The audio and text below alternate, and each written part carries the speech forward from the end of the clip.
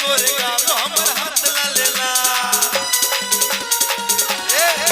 तोहर गोरे गोरे गाल हमर हाथ लाल लाल तोहर गोरे गोरे गाल हमर हाथ लाल लाल तोहर गोरे गोरे गाल हमर हाथ लाल लाल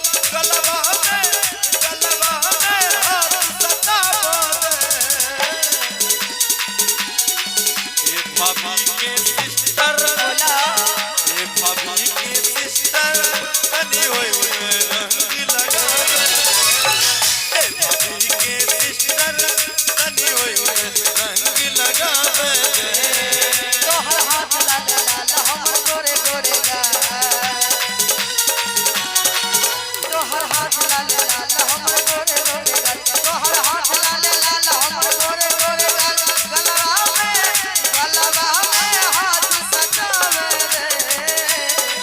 ए के पर बोला ए जीजा के ब्रदर तनी होई रंग लगा ए के पर तनी होय रंग लगावे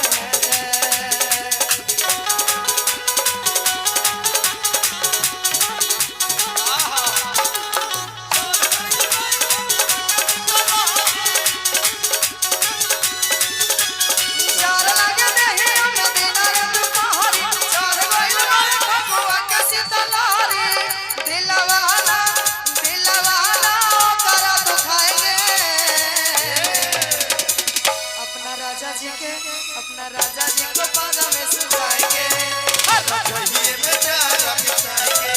अपना राजा जी को बाजा में सुलाएंगे रहिए में जार बिताएंगे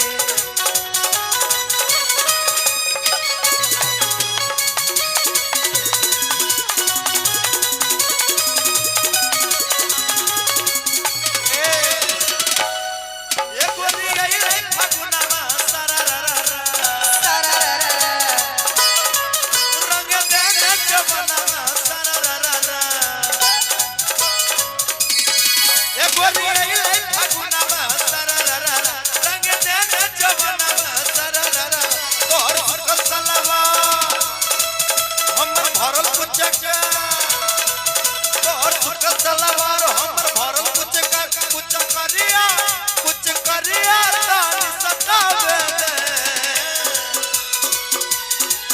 ए भाभी के सिस्टर बोला ए भाभी के सिस्टर तनी होय रंग लगावे दे ए भाभी के देवर तनी होय रंग लगावे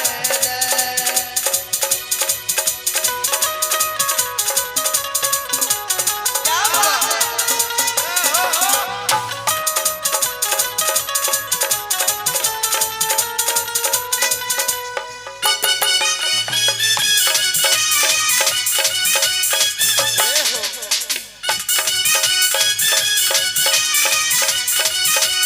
बोली है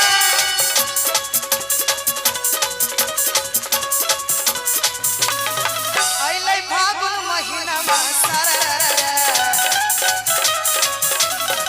मस्ती के छै दिनवा सररररा अइलै फागुन महीनामा सररररा मस्ती के छै दिनवा सररररा तोहर हाथ लाल लाल हमर गोरे